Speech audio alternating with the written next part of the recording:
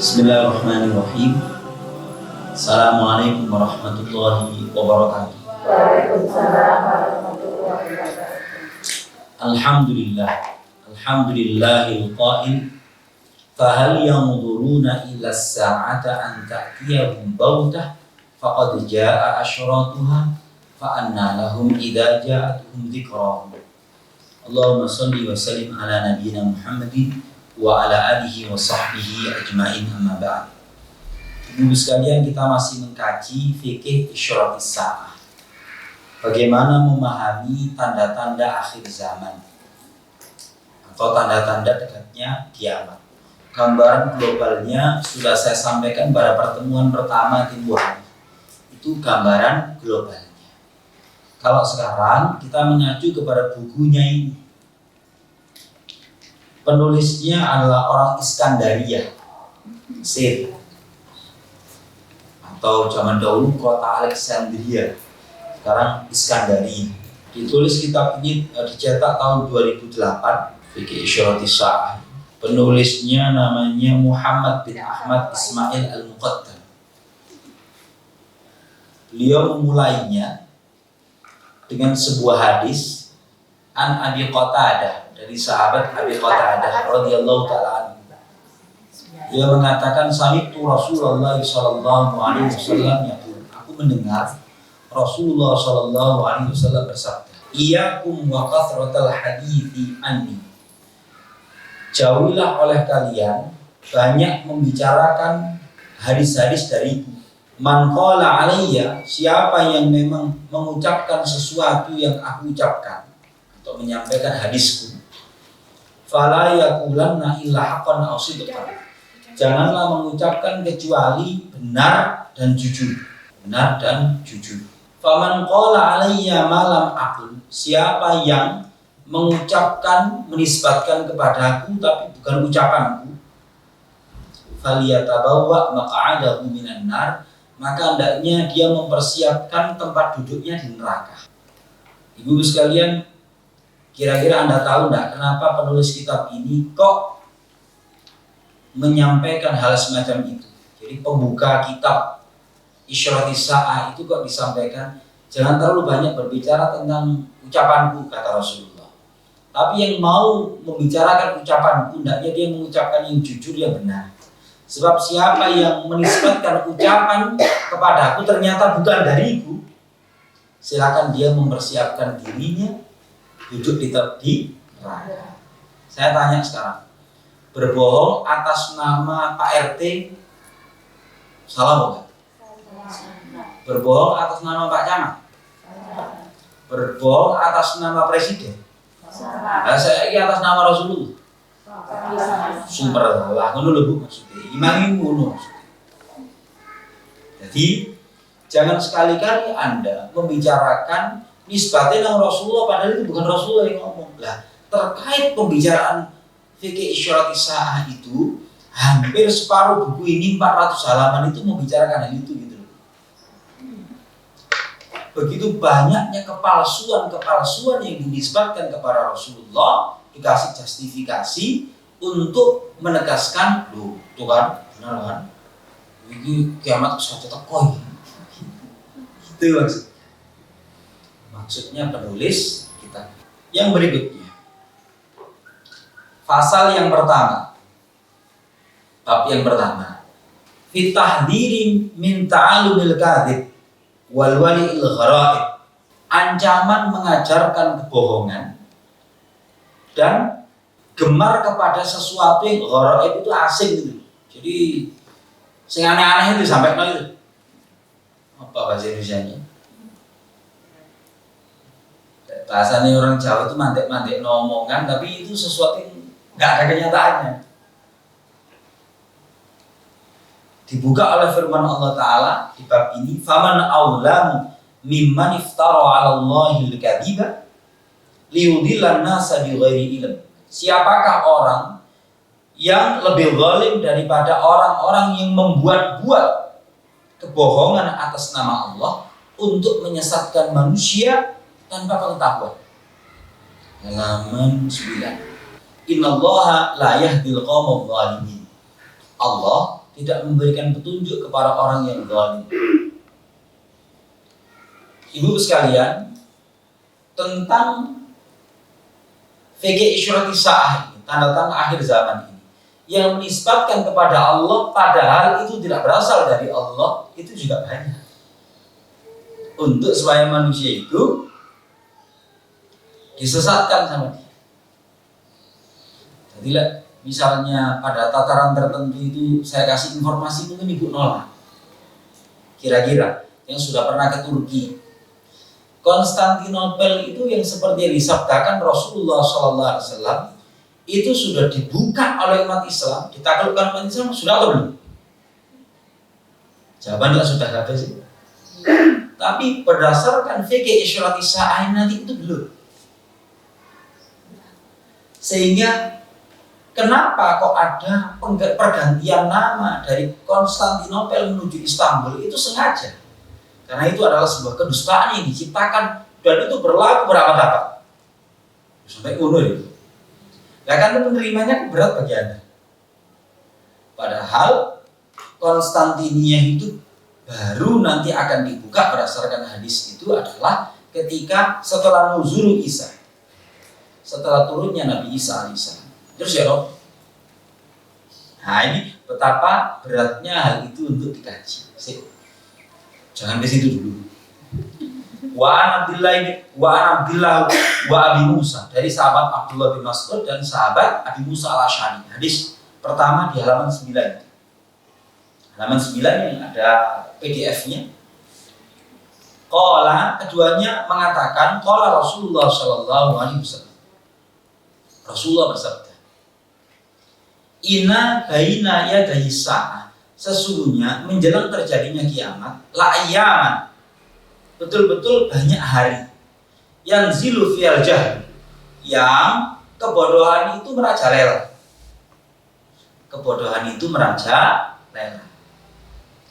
Wa yurfa'u fihal ilmu, diangkatlah keilmuan.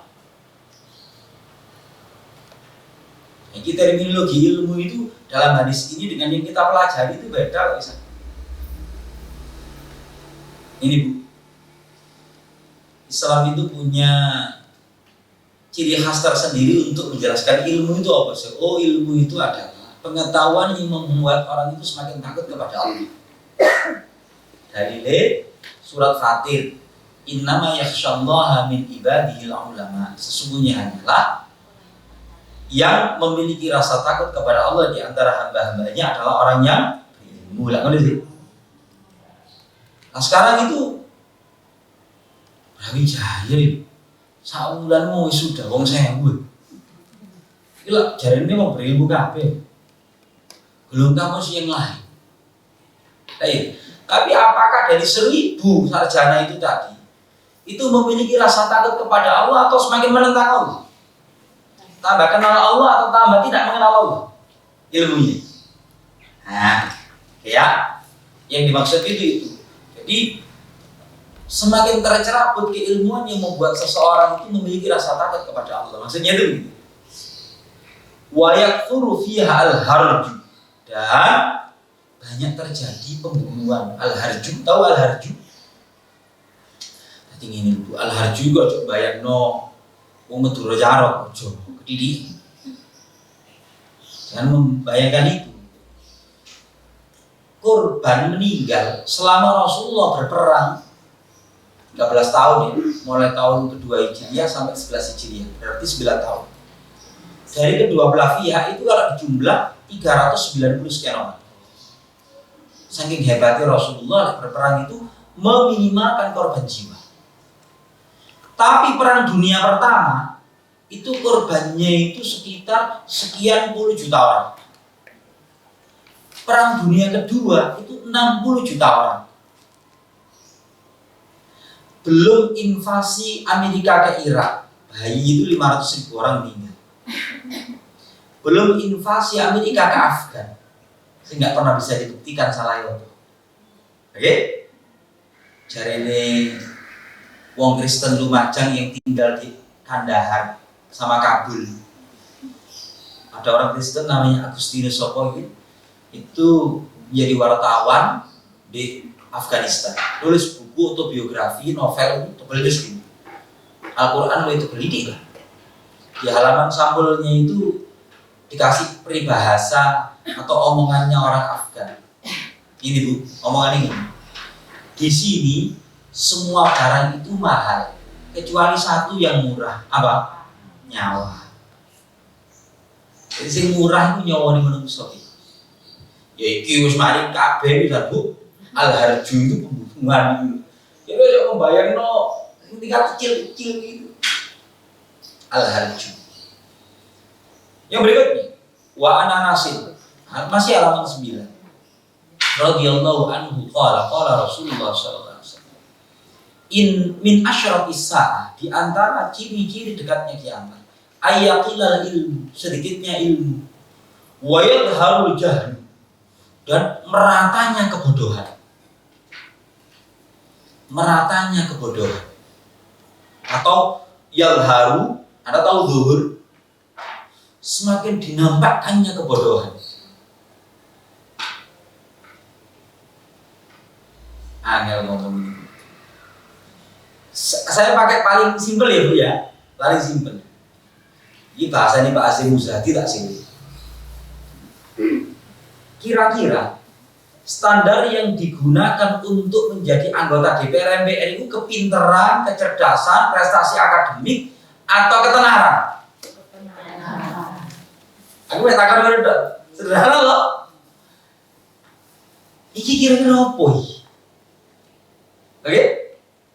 Apakah dia prestasi akademiknya bagus, penelitiannya begitu berdampak kepada masyarakat itu begitu banyak, kadar keulamaannya itu tidak diragukan lagi? Apa karena iso tuku ge dinding?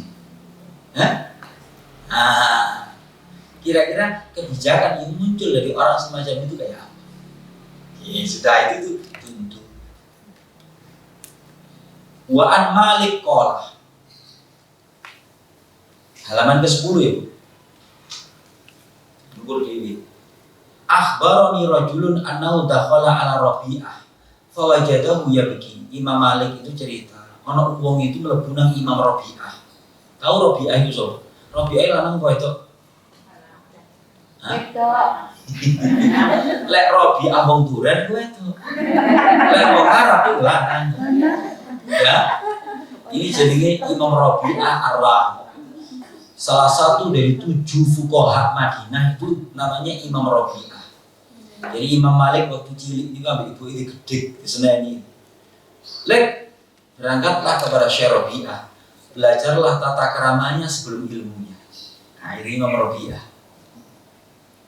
Fawajadahu yabki, mendapati Syekh Rabi'ah ulama di Madinah itu nangis. Faqala, maka orang ini tanya, "Mayubkika, apa yang menyebabkan Anda menangis?" Harus tahu bahasa Arab ini ya Bu ya. Musibatun dakhalat 'alaika, apakah Anda tertimpa musibah?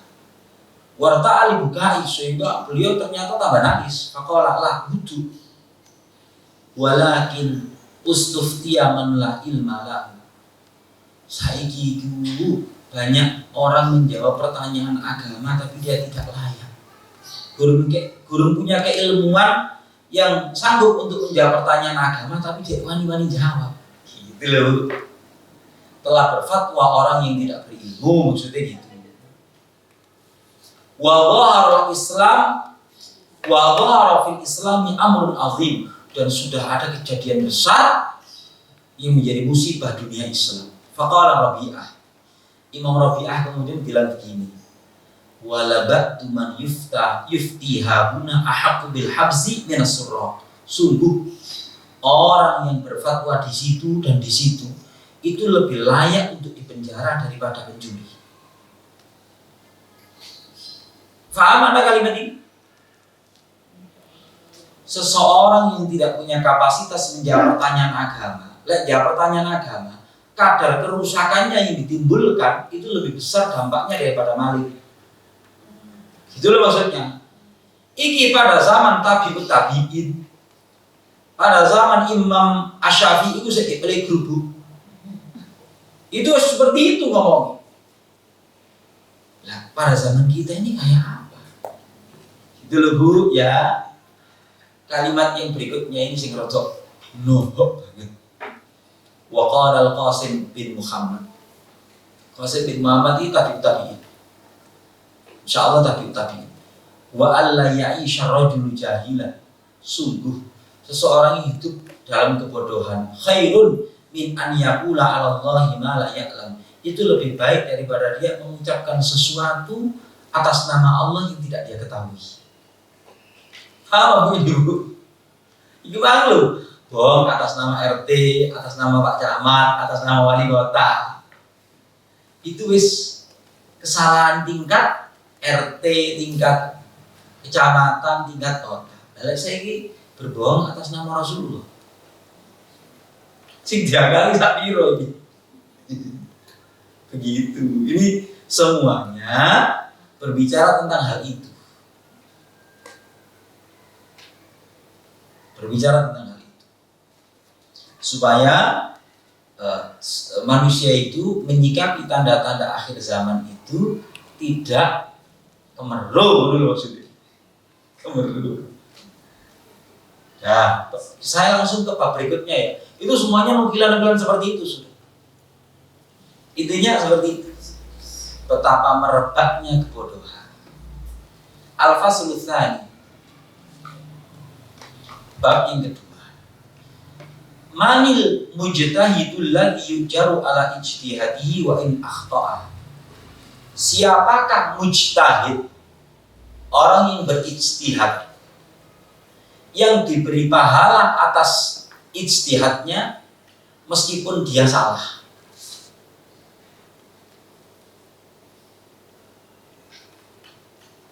Oke, dari mana sih judul itu? Dari hadis yang pertama ini. Dari hadis yang pertama ini. Wa ana Amr ibn al-As radhiyallahu ta'ala anhu anna Rasulullah sallallahu alaihi wasallam qala idza hakamal hakim, apabila seorang hakim itu memutuskan fajtahada, dia beristihad mencurahkan kesungguhan pemikirannya dari nas Al-Qur'an, dari hadis Rasulullah, melihat fakta, kemudian dia berpendapat fa'asoba, kok dia benar, falahu ajroni, dia mendapatkan 2 kali lipat pahala. Wa idza hakama fajtahada fa akhta'a, kalau dia memutuskan mengemukakan sebuah pendapat, dia sudah bersungguh-sungguh fa akhta'a, kok salah, falahu ajrun wahid, dia mendapatkan pahala cuma 1. Cuman ini kanggo sapa? Apakah berlaku umum? Sebab yang terjadi di kampung saya itu adalah wong sing uripe habis tau nyantri. Itu penggaweane main judi. Kemudian bertobat. Kemudian iso mimpin wiritan dilu ae. Terus moro mengikuti akeh. Mulai dituakoni semua pertanyaan agama itu jawab kabeh. Iki lak yo bahaya. Quran gak hafal, sak juz gak hafal. Maca Quran tajwid itu salah-salah. Tapi jauh awak serampangan. Lah sing ini lho berbahaya. Itu menunjukkan merebaknya kebodohan. Nah, siapakah yang yang dapat 2 kali lipat pahala kalau benar, salah dapat 1 ini? Itu otomatis orang pada tingkatan tertentu, bukan orang kebanyakan. Itu ulama sing wis ketop. Sehingga pada zaman kita ini banyak para ulama itu bilang kayaknya mustahil kalau sekarang itu mufti tunggal. Berfatwa tunggal 1 orang itu biasanya itu adalah dewan. Lah ini NU punya Basul Masail, Muktamar. Kalau Muhammadiyah punya Majelis Tarjih, Persis punya Dewan Hizbah. Iku jenenge gak saking golek wong pinter situ kan saiki. Lek gak rombongan. Karena golek ahli seluruh ilmu agama itu sulit. Sementara ngapunten ya Bu ya, orang awam kebanyakan itu menilai ustadz itu urus semuanya tentang agama. Iku ya pendapat yang salah. Orang iki pinter ekonomi, gak tajwid gak ngerti. Iku Qur'ane jago, tapi ekonomi karo fikih lemah. Sementara orang penyakit para ustadz diarani gak iso jawab iku wedi. Paham Bu? Padahal para ulama itu mengatakan apa? La adri nisful ilm. Berkata, saya tidak tahu separuh keilmuan. Gitu. Ya sudah. Ini pokoknya pembahasannya ini loh. Supaya Anda mengambil dan memahami ciri dekatnya kiamat itu namanya sing tepat, gak sing serantangan. Nek ora lho begitu. Wow, satu halamannya ono ngono. Nek ngomong ngono. Sambil menyebut beberapa penulis buku yang sudah beredar di dunia ini yang itu buku laris manis ketika saya SMP. Tak sebutkan judulnya. Ono buku judulnya begini. Penghuni bumi sebelum manusia. 1. Nomor 2. Awas Dajjal akan muncul dari segitiga bermuda. 2. Tahu macam bumi gua enggak? Nah, sing nomor 3 aku yakin tunggu kabeh. Dialog dengan jin muslim. Moco kabeh iki sak ibu-ibu. Karena sing rodok ngene-ngene iki rodok hantu-hantu ini sebenarnya ngomong. Itu penulisnya semuanya sama.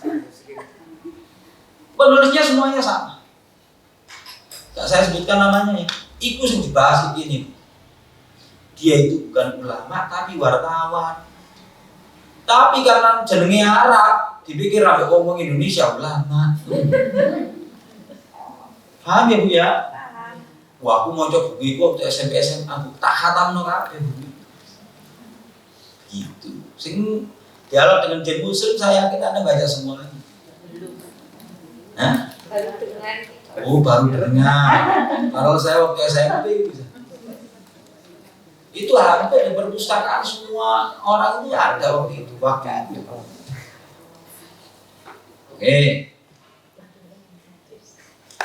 Dinukil surat Al-Ahzab ayat yang kelima, walaisa 'alaikum junahun fima akhta'tum bihi walakin ma ta'ammadat qulubukum. Tidak ada dosa bagi kalian terhadap kesalahan yang tidak disengaja, tapi yang dihukum oleh Allah Ta'ala adalah kesengajaan dari hati kalian itu. Ya, tapi kan kalau sudah itu menjadi sebuah buku disebarkan di masyarakat, masa gak sengaja?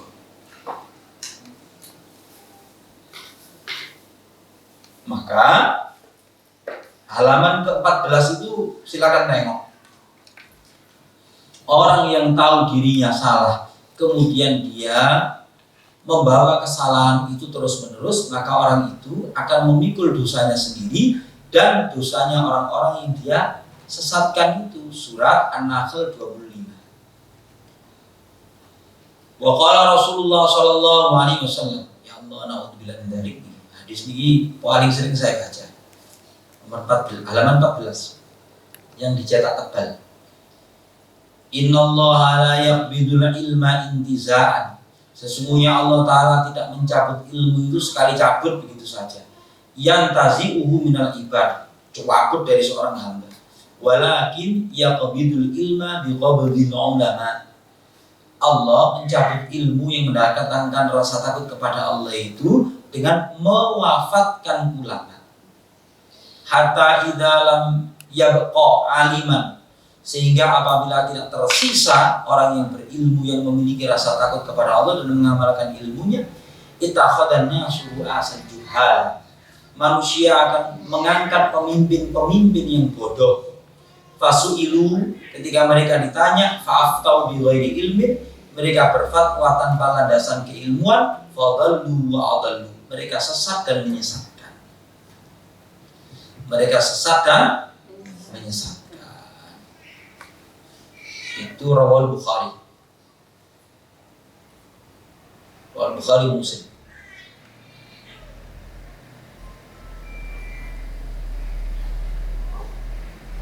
Sekarang bab nomor 3, judulnya Al-Faslu Tsani fi makna asyratis sa'ah. Posisi disebut asyratis sa'ah. Asyratis sa'ah itu apa sih?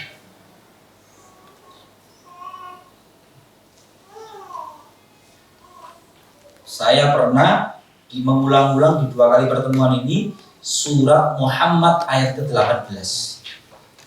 Fahal yanzuruna illa as-sa'ata an ta'tiyahum baghtah faqad jaa'a asyratuha fa anna lahum idza ja'atuhum dzikrahum. Mereka itu bertobat itu mintanya kiamat itu.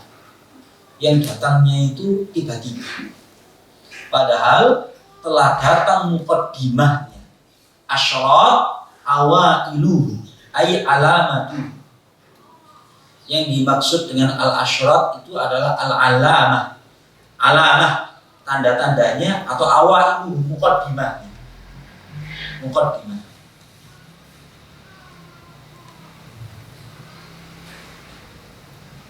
Al-Hafidz Ibnu Hajar mengatakan hiyal alamat allati yaqubuha qiyamus saah. Jadi itu adalah tanda-tanda yang menyertai sebelum datangnya hari kiamat.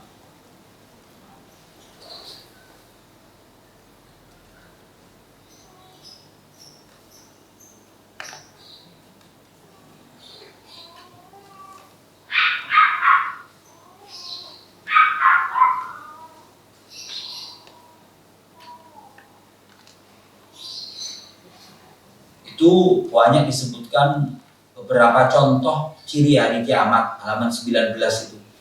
La taqumu sa'atu hatta yadhharul fuhsyu wa tafakhush. Tidak akan terjadi kiamat sampai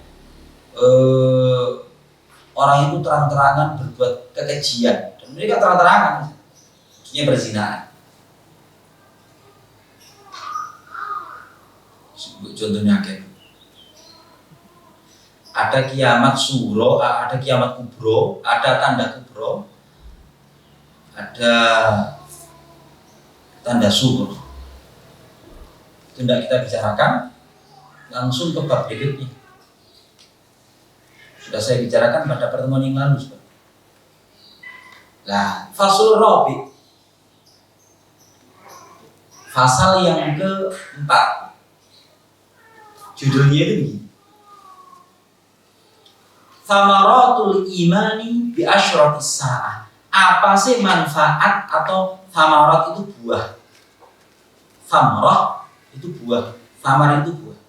Pakai ta. Thamaratul imani bi asyratis sa'ah. Apa sih manfaat beriman kepada tanda-tanda datangnya kiamat? Ibu-ibu, tidak bisa dipungkiri kiamat itu peristiwa terbesar di alam semesta. Karena itu merupakan nihayatu nizami hadzal alam. Detik terakhir adanya keteraturan di alam semesta. Jadi kita ini kan bisa hidup karena keteraturan. Sengini sik muncul isu. Ya. Matahari tenggelam isu. Itu kan hidup ini jadi berjalan dan ada keteraturan. Nah, kiamat itu keteraturan sudah tidak ada. Apa fungsinya? Al-awwalu, awalan tahqiqan ruknin min arkanil imani sittah. Merealisasikan salah satu rukun iman yang 6. Nomor pinten, Bu?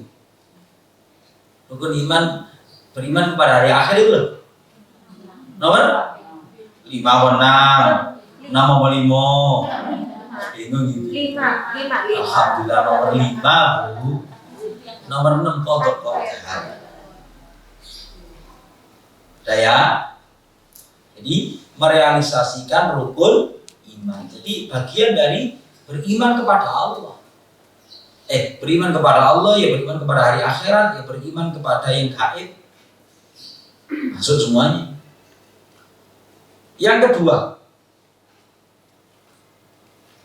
isba'ur raghbah al-fitriyah fil insan. Memenuhi rasa ingin tahu fitrah manusia. Coba meneng di situ. Kalau oleh nulis tak mikir. Jadi memenuhi apa? Fitrah rasa ingin tahu manusia. Kira-kira dunia sekarang tahu. Kira-kira dunia ini mulai Allah menciptakannya, mulai Nabi Adam sampai saya kira tahu. Tidak tahu loh. Waduh karwi. Nah, terus guru mari nih, sampai mikir loh.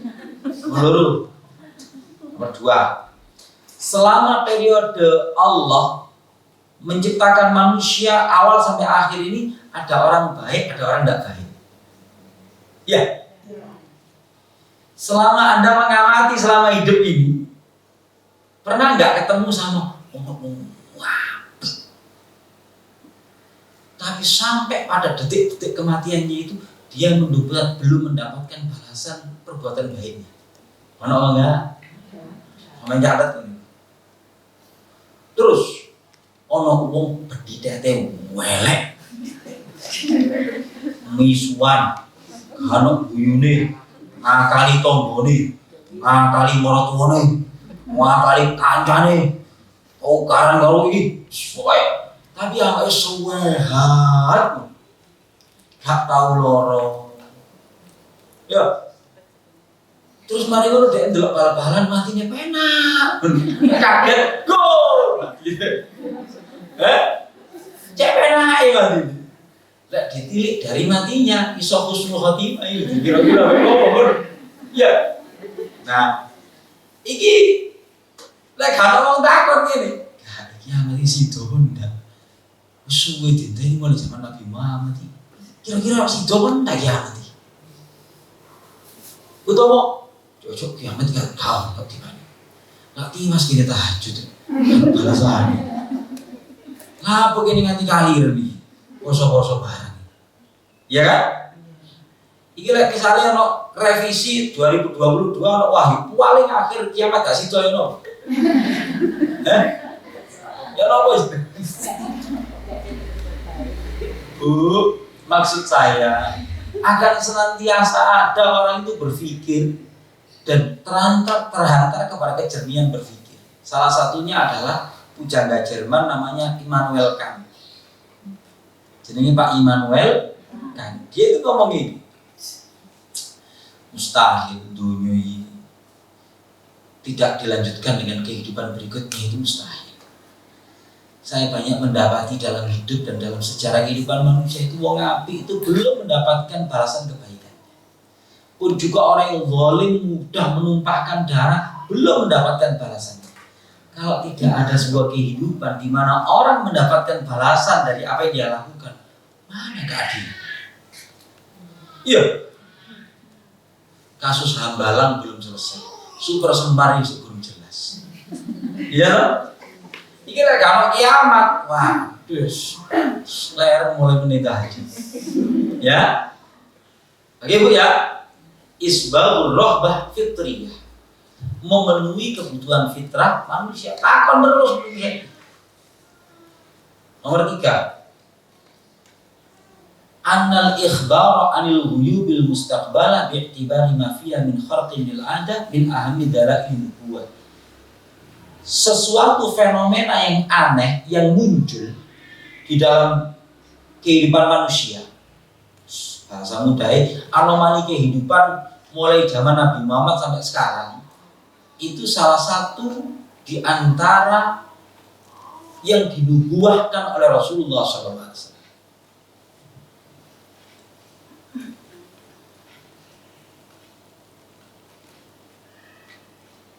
Saya lagi nulis buku judulnya Masjid Kita di dalam Sorotan Sunan Ibnu Majah. Sudah selesai beberapa tahun yang lalu. Saya kaget lihat hadis begini.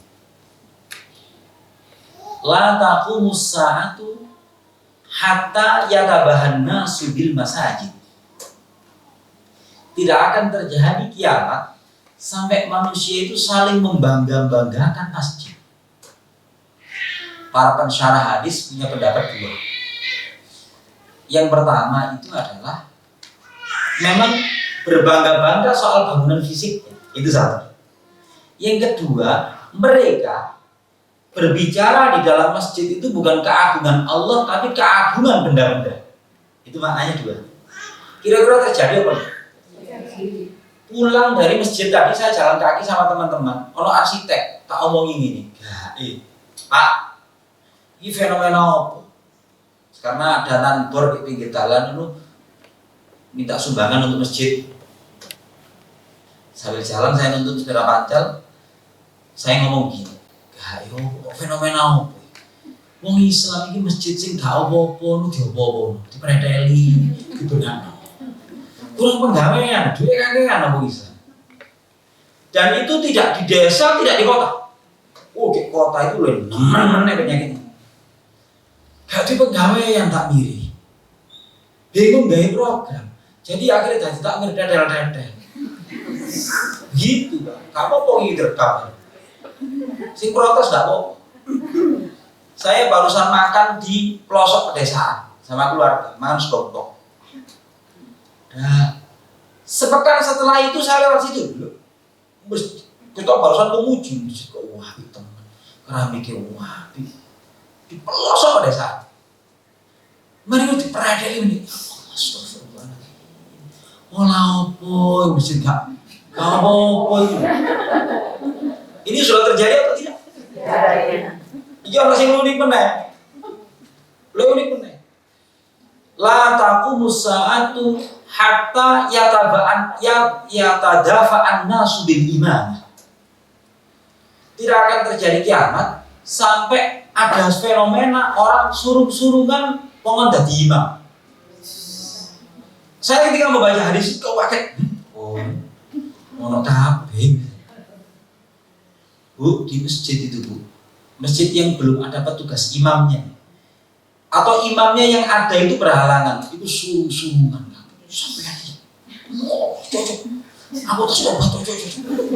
Suruh terus. Sampai aneh, sama kok sampai sama mana tahu ngobrol biar ngobrol Ramadan. Itu fenomena itu terjadi. Ya. Itu saya kaget baca hadis begitu. Itu dinubuahkan oleh Rasulullah SAW. Ibu-ibu sekalian, ada seorang namanya Syekh, dia ambil doktor S3-nya di bidang hadis itu di Mesir, di Al-Azhar. Tapi beliau aslinya dari Lucknow, India. Dari Lucknow, India. Menulis buku diterjemahkan bahasa Indonesia, judulnya 186 Ramalan Rasulullah SAW yang sudah terrealisasi dan belum terrealisasi. 186 bukunya warna hitam dan biru. Kebetulan saya sudah selesai baca buku itu, dan saya sama cerita tentang keluarga beliau, keluarga besarnya itu saya banyak membaca dari leluhur-leluhurnya beliau itu. Iki ulama dari Lucknow, India. Lucknow, India. Jadi banyak ulama yang menghimpun ramalan-ramalan Rasulullah, karena itu bagian dari, nah itu tadi, sesuatu yang aneh-aneh tapi itu terjadi. Kalau Profesor Abdul Majid Az-Zindani, gurunya Ustaz Farhan itu dulu kuliah di Jamiatul Iman Yaman. Rektornya namanya Dr. Abdul Majid Az-Zindani. Tulis buku judulnya Al-Iman. Ketika membicarakan tentang asyrati sa'ah, hadis nomor 1 yang beliau cantumkan adalah la taqumus sa'atu. Tidak akan terjadi kiamat sampai muncul fenomena luar biasa yang tidak pernah terpikir oleh orang sebelumnya. Saya kasih contoh ya Bu ya. Ini versi Nemong Kediri. Jadi bahasa hadis tapi versi Kediri. Sesuk rusak-rusak zaman itu adalah ketika gamelan rancak dikesak. Oke? Gamelan rancak iki sing nom-nomi gak gamelan rancak iki ya. Bloke gong, tepung, iku kena dikesak. Kaset karo flash disk karo barang kali lho Bu. Oke ya? Ada lagi. Ini versinya Kediri karo Ronggo Warsito, Ponorogo. Rusak-rusake zaman sesuk iku lek wis banyu kena disundul. Banyu kena disundul. Itu zaman saya, ibu-ibu sik klikur malah gak ono. Ya kan? Tapi ketika kulkas ditemukan, freezer ditemukan, mulai wong paham loh iki. Nggak pernah kepikir sama orang sebelumnya, ibu sekalian. Banyu kok lagi suntuk. Waktu zamannya kan anak saya beli dulu gak ngerti kan. Ya kan? Gak ngerti. Nah, tapi kita yang sekarang paham. Ada ciri-ciri esnya kelas es krim, beli banyu disuntuk. Ya, itu loh, ini loh maksudnya. Ini selevel kekasih Allah semacam ini saja itu bisa seperti itu, apalagi Rasulullah.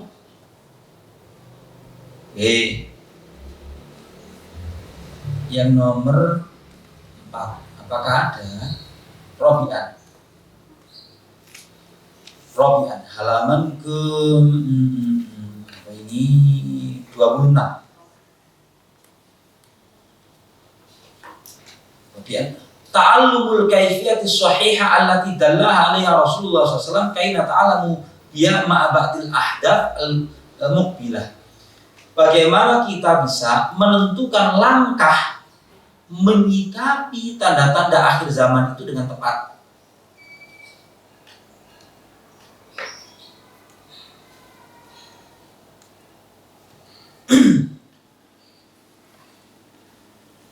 Jadi supaya kita bisa menyikapi dengan tepat itu tanda-tanda itu. Sebab lek dirames tok. Contohnya gini. Tidak akan terjadi kiamat sampai manusia itu berlomba-lomba meninggikan bangunan. Ada seorang bertanya, "Ustaz, lek ngono supaya kiamat tertunda lek ngono gak oleh gedung-gedung kencang langit gitu." Nah, terus opo sing ngatene memberlakukan larangan gak oleh bangun dukur itu? Kan itu sebuah keniscayaan. Tidak mungkin.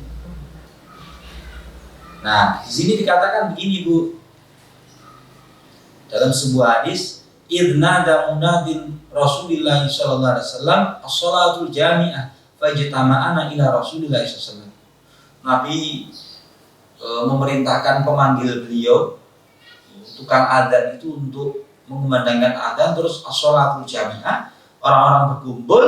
Nabi kemudian bersabda begini, "Innahu lam yakun nabiyyun qabli illa kana al-haqqan alaihi ayyadulla ummatahu ala khairi ma ya'lamuhu lahu."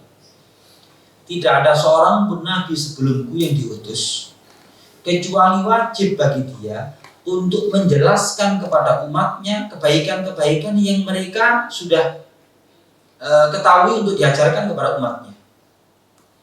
Wa yunzirahum syarrun ma ya'lamuhu lahum, dan mengancam atau memberikan peringatan kepada umatnya tentang keburukan yang dia tahu untuk disampaikan kepada umatnya.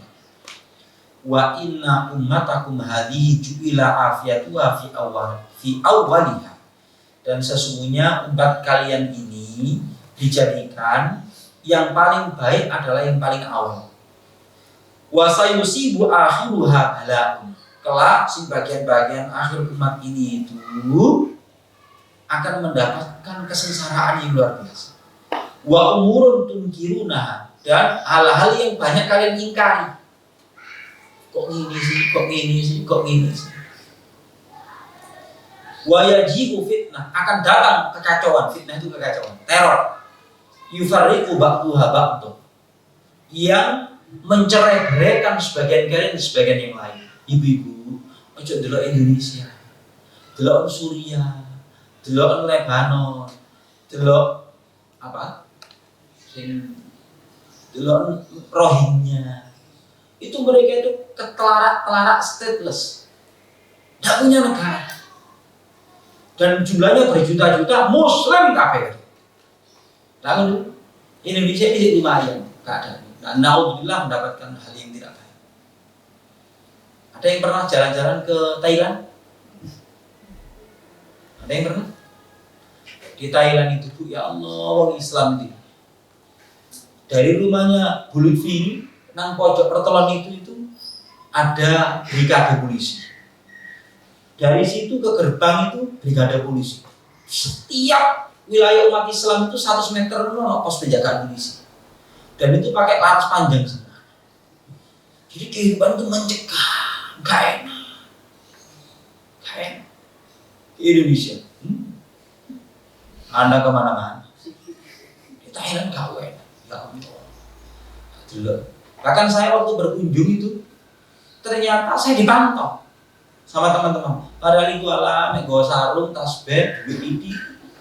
Ada dikekno anak Thailand yang pernah kuliah di UIN sih. Tapi kami dipantau dari mana? Dari medsos. Untuk Instagram atau untuk Facebook tuh gini itu. Ini teko. Padahal kami ya datang ke masjidnya kalau pengajian. Terus moni. Akhirnya yang mahasiswa UIN itu karena dia dipantau, dia menyuruh orang lain untuk menemui. Dia lagi diawasi. Gitu. Ya sebenarnya Bu. Kita ini subhanallah, enak banget di Indonesia ini. Wa tajibul fitnah. Fayaqulul mu'min hadhihi muhlikah. Sampai seorang mukmin itu mengatakan inilah saatnya kebinasaan. Tsumatan kasyifu wa tajibul fitnah. Kemudian hilang lagi fitnah itu, datang lagi. Terus seperti itu. Ya. Itu yang disampaikan Rasulullah SAW. Terus meresponnya bagaimana supaya tepat tujuannya mengkaji kitab ini tuh gitu. Ya. Khamisan.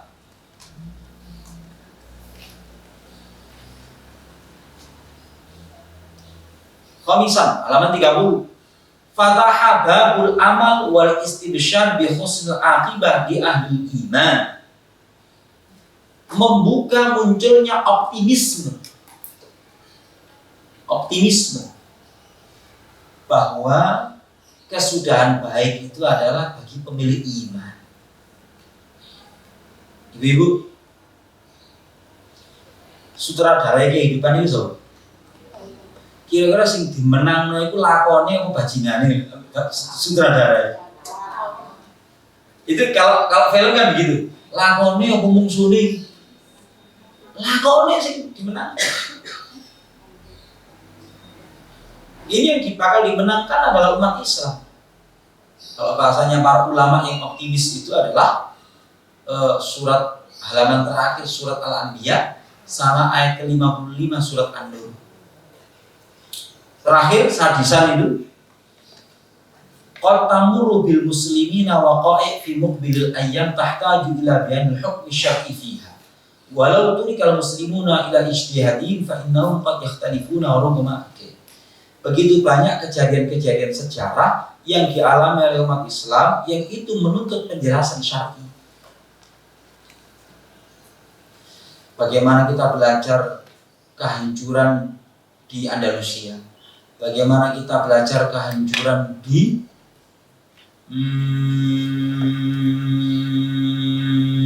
Baghdad? Bagaimana kita belajar dari kehancuran umat Islam di Turki? Sampai azan itu diganti sampai bahasa Turki selama sekian puluh tahun. Kemudian sekarang kembali pakai bahasa Arab. Angkurun itu termasuk memahami fitnah Dajjal.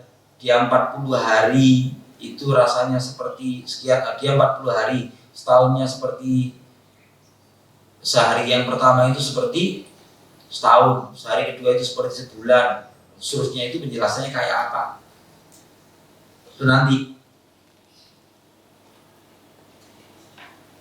Terakhir ditutup begini bab ini halaman ke 31. La ya'lamu mata sa'atu illallah wahdah. Tidak ada yang mengetahui kapan kepastian hari kiamat itu kecuali Allah semata.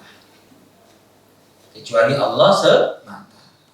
Tapi tanda-tandanya kita diberitahu. Bab berikutnya ini apa? Oh, ada penjelasan bagus sih. 34. Al-hikmatu fi taqdimi asyratis sa'ah wa dilalatin nasi 'alaiha. Apa sih hikmah kiamat itu dikasih mukaddimah? Gitu. Apa sih hikmah kiamat itu dikasih mukaddimah?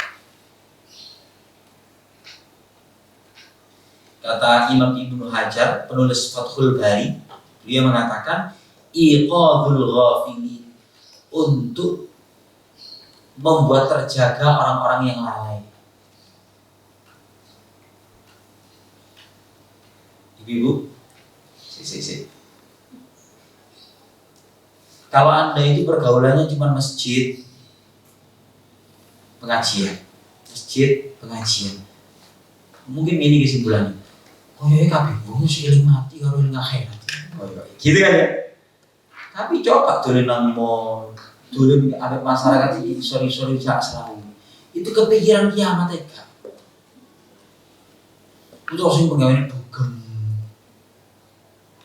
Penggaweane mikir dunia, kepikir akhirat ya, Kak. Nah, tujuannya salah satu hikmahnya dikasih mukadimah itu adalah iqadul ghafilin, membuat terjaga orang-orang yang lalai. Wa hathum ala taubati wal isti'dad, supaya mereka terdorong untuk tobat dan melakukan persiapan. Dengar dok hikmah.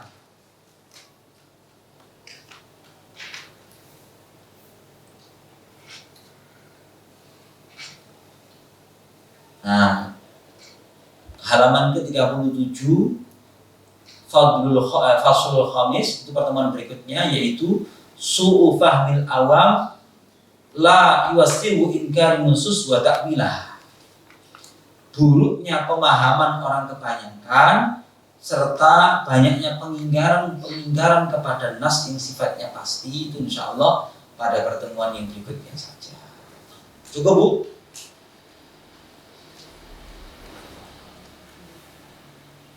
Karena ini rojok setengah udah buku-buku itu. Adakah sesuatu untuk dibicarakan?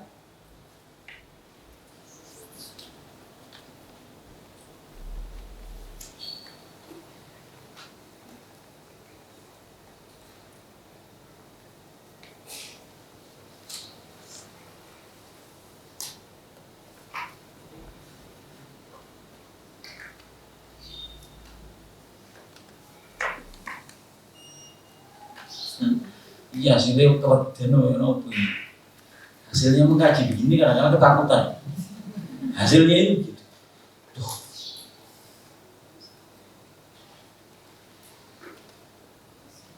Adakah suatu? Nggih. Kalau yang tentang khilafah ya, itu nanti suatu saat akan muncul khilafah. Ya. Nah itu ada seperti ada yang berkata gini, kalau seperti yang tadi dulu itu ada yang organisasi yang sekarang dibutuhkan itu kan mengupayakan untuk berdirinya khilafah Islam. Ya. Nah, terus ada pendapat ya sebagian ulama itu yang bilang nggak usah diupayakan seperti itu, nanti itu akan terjadi dengan sendirinya. Itu gimana? Maksud saya nggak bisa mencernanya itu kok bisa terjadi dengan sendirinya itu dengan tanpa diupayakan, apa mungkin? Sudah, ini kesimpulan pribadi ya Bu ya. Begini, rumah tempat saya itu ketika SMA itu tempat berkumpulnya para petinggi jamaah tabligh sama petinggi Hizbut Tahrir. Rumah saya, termasuk penanggung jawab Indonesia, 2 ormas ini itu datang ke rumah saya, sehingga saya tahu oh ya pernah pembinaan dua-duanya pernah semua sebagai khasanah saja. Kesimpulan saya setuju itu dipersiapkan, tapi metodenya tidak seperti itu. Kalau yang beliau maksudkan itu, yang dibekukan itu adalah inkilab metodenya, revolusi. Nah, revolusi itu mesti berdarah-darah, ya. Tidak adakah yang lain? Nah, saya lebih setuju dengan yang dikembangkan, mohon maaf, Syekh Imran Hussein. Nah, ketik saya di YouTube itu, nah, saya tertarik kepada beliau. Kemudian guru saya dari mewakili konservatif tradisional itu punya paradigma berpikir yang lain juga, beda loro-loro ini. Saya itu juga oh iya, maka saya tetap berhusnudzon apa yang dijanjikan Rasul, pasti ya, yang dijanjikan Rasulullah akan munculnya khilafah ala minhajin nubuwah di akhir zaman nanti, itu pasti. Tapi mekanismenya ya apa saya tidak tahu. Saya tidak tahu. Apakah perlu persiapan? Oh ya dipersiapkan, tapi masing-masing kan metode ini beda-beda. Masing-masing. Semuanya para kalangan kiai yang paham itu ya melakukan preparing ke sana dengan cara masing-masing. Dengan cara masing-masing. Sing duwe ide khilafah itu. Sing duwe ide. La Allah bu. Wong kait maca Quran halaman-halaman pertama wa idz qala rabbuka lil malaikati inni ja'ilun fil ardi khalifah. Nanti di surat Shad ya Dawud inna ja'alnaka khalifatan fil ardi fahkum bainan nasi dan seterusnya. Si Togiri itu punya kitab judulnya Al-Khulafa Ar-Rasyidun. Berbahasa Arab Togiri. Saya punya kitab. Bagus. Gitu ya. Nah, itu kudu nuntut maca sing akeh supaya bisa bersikap yang bijak. Ada yang lain? Nih.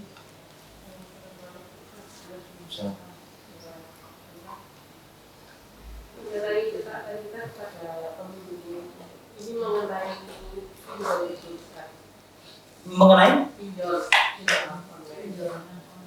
pinjaman online ya nopo? Iya iya.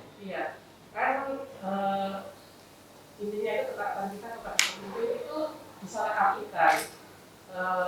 Beliau menyebutkan kalau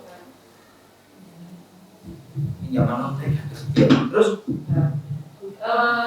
maksudnya itu pemimpin kita itu menyuruh kita untuk menghabiskan uang pinjaman online itu karena tidak berdasarkan hukum. Nah, kebanyakan masyarakat itu menguras habis pinjol itu dengan mengumpulkan seseorang terus diminta nomor HP, kemudian setelah uang itu cair nomor-nomor itu jadi diblokir semua di pusat. Jadi karena setiap orang itu mendapat 30 juta, 20 juta, itu dengan ada orang hacker semacam hacker besar yang memblokir nomor HP orang-orang yang sudah menerima terus kalau ditanya itu apa mau kami pemerintah atau tekno kita bukan berhutang. Yang saya maksud itu kan yang pertama itu sudah berhutang tidak mau membayar. Yang kedua kan perampokan kayak saya mau mengatakan itu kayak seperti perampokan tersentuh gitu Ustaz. Paham? Saya paham. Masyarakat itu Bu ya, Anda mau menggunakan istilah kredit usaha kecil, kemudian impres pemerintah, apa bantuan impres apa. Masyarakat itu pikirannya ke kampung-kampung pelosok itu, yang kira-kira 40-50 kilo dari sini, masuk ke dalam itu, ayo sedang tekno sih. Ih, kalau dikembang enggak kok. Ngono kabeh pikir. Sepakat. Siapa yang sepakat? Ya sing bagekno iku mang ya dhek sing nrimo kabeh sepakat. Jadi mereka itu sebetulnya bikin perampok berjamaah. Terus bagaimana begini? Kok boleh rezeki sing lihat. Apalagi tadi itu melibatkan hacker-hacker. Sing salah sing di? Jawabannya saya tidak tahu. Sebab salah Kak. Iki kok gak jerekam gak jawab.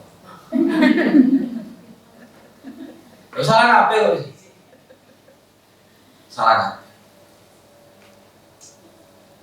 Saya barusan membaca buku Euforia Emas cerita. Kemudian juga ada judulnya Satanic Finance, tulisannya Pak Riyawan Amin. Bagaimana untuk menghancurkan negeri seindah Indonesia ini gak perlu pasukan perang, cukup bangkir Yahudi luruh entek. Saya tanya kepada Anda, BI ku wong Indonesia kok sapa? BI Bank Indonesia wae. Sing nyetak duit jaringan itu. Sing anyar lek yo. Iku sapa? Hah? Yahudi. Yahudi apa Yahudi? Konsekuensi dari konferensi meja bundar konsekuensi dari konvensi meja bundar. Tahun berapa? Biasanya orang Indonesia apalan tahun-tahun mulai pinter. Tahun pertama sekian. Ya, itu salah satunya poinnya adalah penguasaan terhadap dulu sih mengeluarkan uang itu BNI 46. Tapi ketika konferensi meja bundar itu otoritas BNI 46 itu dihilangkan akibat dari konferensi meja bundar itu, yaitu otoritasnya dimiliki dua bank Belanda, HV miliknya dua bankir Yahudi berbangsaan Belanda. Sampai sekarang dia yang punya otoritas. Sudah si guru ini gak pati parah sih. Akibatnya adalah Indonesia yang barusan lahir itu tahu-tahu mewarisi hutangnya Hindia Belanda sebesar 4 juta gulden. Belum apa-apa ini. Utangnya Soekarno itu ketika dia mau runtuh tahun 65 itu cuma sekitar 5 miliar dolar. 5 juta dolar. Mohon maaf, 5 juta dolar. 5 juta dolar. Kalau sekarang kan 9.000 juta dolar. Nah, Soekarno ini dijatuhkan karena dia membackup emas mata uangnya. Ya. Pada tahun ketika kejatuhan Pak Soeharto, yang dulu otoritas keuangan itu sudah di Londo selama periode tahun 8 sampai 97 itu, sekarang BI itu lebih tidak berdaya lagi karena klausul tahun 97 itu 98 tanda tangan IMF itu adalah salah satunya otoritas pemilihan gubernur BI bukan bagian dari kabinet. Artinya otoritasnya itu luar negeri yang menentukan, IMF sih menentukan. Jadi panjenengan ngomong sing muni bang iku malah percikan kecil dari kesalahan itu. Tapi nggak nambah masih gini. Tapi sebetulnya negara kita ini sebetulnya terampok habis-habisan ini mulai perocot.